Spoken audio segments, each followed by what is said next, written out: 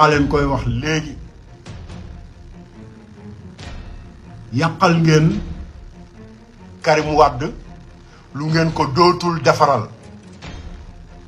te kenn ci àdduna man maa leen ko wax jël leen posté leen dem leen bis bu vaar ñëwee wallahi di ngeen ne Assane Diouf waxoon na ko parce que ñun duñu ay jaam benn ba nekk ci terrain bi di xeex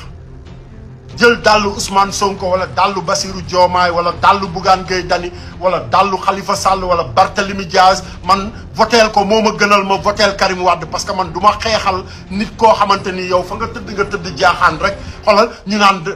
ba pare yéen xamu leen sax incident yi ngeen def yëpp ci seeni xam nga combine bëreek ay affaires yu sew sewaan ba yóbbu seen bopp fii ngeen yóbbu seen bopp tey mais yéen bu fekkee ne da ngeen di waxee ne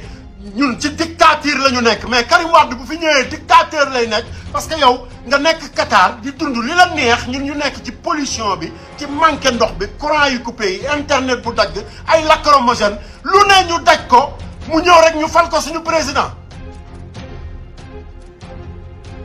c'est fini parce que loolu da doon samp ci ngor gi papa Abdoulaye Wade am ngor gi mu am ba mënoon a téye lépp pouvoir yëpp ba pare yolomal buum gi ah yéen ngeen toll foofu ne non du ngeen ko yolomal ndax sénégalais ba yóbbu ñu ci benn constitutionnel bu jóge fële ci àll ba musul yaakaar ne dina nekk président bu Sénégal jabaram taxaw wax ko ah ñëw ne day laal suñu constitution ndax yéen waa PDS